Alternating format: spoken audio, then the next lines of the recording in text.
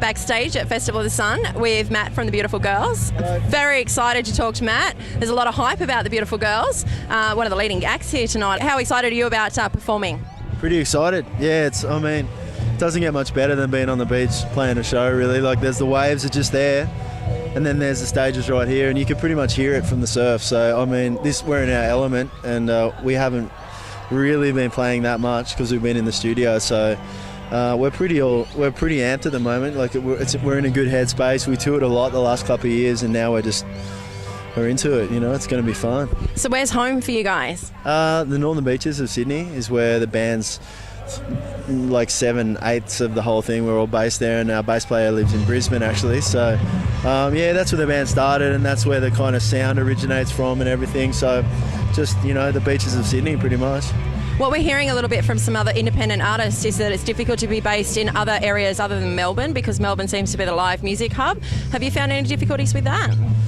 Well, we were kind of fortunate enough to somehow kind of sneak in and pull the wool over everyone's eyes, and they started coming to our shows in Sydney. And we toured really a lot when we first started, and we had help from community radio and Triple J and stuff, and it really helped us out a lot. And we were on surf movies, and we just toured our butts off, and it started doing really well. And then we took that overseas, and we've done the same thing independently in America and Europe and Canada and Japan, Brazil, all those places, starting really small and just working. But I know how hard it is. Believe me, we started out in America in coffee shops to 15 people, But I guess you just got to be almost psychopathic to do it. You just got to be like, man, it's going to happen soon. It's going to happen, and just go and play, and eventually people start coming. But it really does suck, the lack of venues and stuff in Sydney, especially like under a certain level, really sucks, because above maybe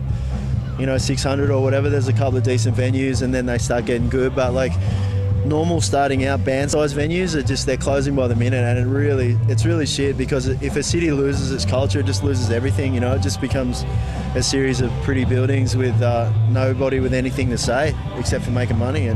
Yeah, absolutely. So favourite venue in Sydney to play at?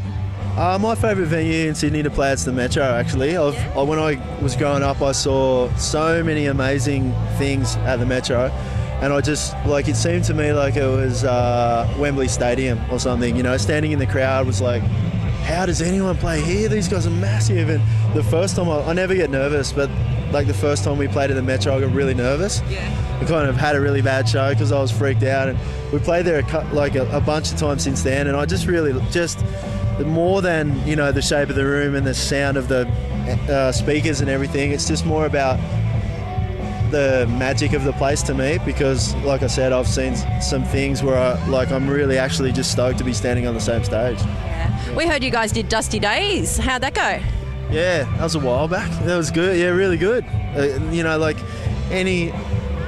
It sounds really cheesy and like a cliche, but any kind of festival and any show outdoors in Australia, any show in Australia is just like a walk in the park. It's so much fun, and you instantly have a connection because you're all Australian and everybody thinks very similarly, and this is really a certain affinity everybody has for each other. And when we tour a lot, 8-10 months out of the year overseas, so just to play in Australia is amazing, and we hadn't ever played there before, so to play there was just, it's always fun. I don't think I've ever played a gig where I think, that was really bad. I have, but not there. Not that bad. Ever had any of those, instances like the Blues Brothers where the cages, where it's just a really heavy vibe? Actually, yeah. When we first, because we started out super mellow and then made another, and we always just kind of run away from what people want us to be, because we don't want to get just lamed out and just be this one thing. And then last record we made was pretty rock, and then when we first went over to Canada and America to tour the record, everyone's kind of in their own little scene there, so if you're into acoustic music, you're really into acoustic music. Yeah, and then we came out just playing rock, like heavy stuff, and they were booing and stuff, and so we just our tactic was just drink a bunch of scotch every night before every gig and just get really belligerent. Yeah. Just be like, you guys don't know what you want, this is what you need, and got all it was really ugly and weird, and we were all just hating each other, and it was strange for a bit, but it kind of started coming good. Yeah. People started letting us express ourselves and just kind of going, well, this is what they do, you know, like it's cool. I think I personally, as a music fan, love people that change. Like I love David Bowie, I love Bob Dylan, I love the Beatles, and old school again. We're hearing that all the time from artists, that they're getting their grounding from the old school rock.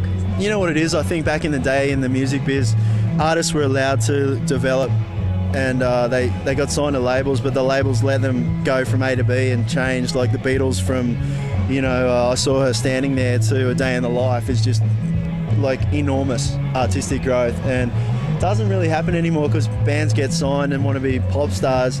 Record label throws one record at maybe not even a whole album, just a single at the wall, and if it doesn't stick, they're out the door. And they don't give a band a chance to kind of turn into something unique.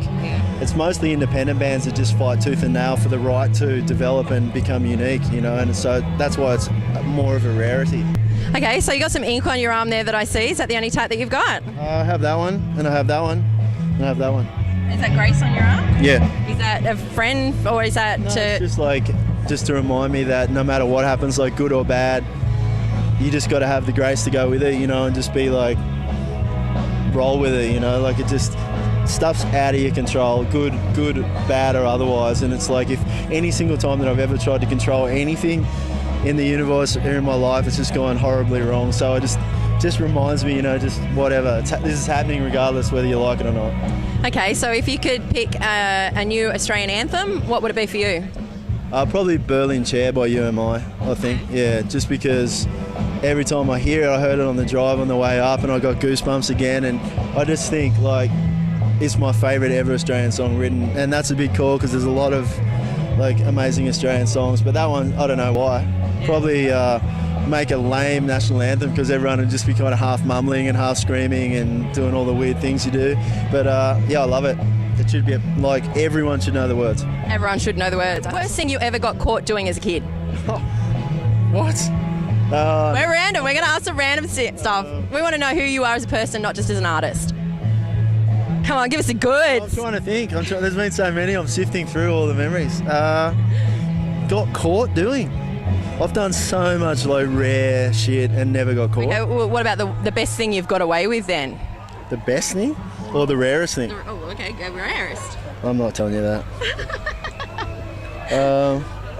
Well, one time when we were kids, like we all went on a mad cigarette stealing spree from all our parents, and a bunch of us got together and like pilfered cartons and cartons and cartons of cigarettes, and we like, there's the stormwater drains near where we live down on the beach, and we all just smuggled these cigarettes up to the end of this stormwater drain in this like little cave, and we thought, right, we're just going to have this D-Day and we're all going to smoke. So none of us had ever smoked a cigarette ever, and we thought we're just going to have so many cigarettes, and we're just going to like, and we even got porn magazines and stuff, and we're all like about 9 years old, right? We didn't even care about what was in the porn mags. So we all got there. There's about 10 of us, all like smoked about 4 cigarettes each, and that's it. We had a pack of them and greened out, like threw up, went outside and just kind of the whole next day just regathered ourselves. But overnight it started raining, and all our porn stash and all our like dad's cartons of cigarettes got washed away into the ocean. I did get. I don't know if I got away with that. I didn't actually ever. Probably get not if you were reprimanded. ill. Well, I didn't get reprimanded. I never got the where did my cigarettes and porn stash go, son. I never got that talk, so I kind of got away with it, I think. Oh, I think that's hysterical. Yeah. So, are you guys single or married partners? I'm engaged. No, I'm engaged. Yeah. Congratulations. Thanks. The other guys have got long-term partners. Pretty much all of us. Yeah. So, you guys have a website, or are you on MySpace? How do we find you? Yeah, we're on. We're on. What is it? MySpace /thebeautifulgirls.com, and Facebook as well. I don't really know. I don't really check it that much, but I do know that we do have it. Google it. Google the beautiful girls. You'll find them. Apparently, you have to put And on the front. I have to put there on the front, and You just Google beautiful girls, you get lots of porn. Not us. Well, the music, not the porn. Well, there is some of us in some of those pornos, but I'm not going to tell you which of us. Now we're really Googling it. Okay, mental note, write that one down. Yeah. Thank you for spending some time with us today, and wish you all the best of luck in the future. So we're from Live2UTV. Check us out.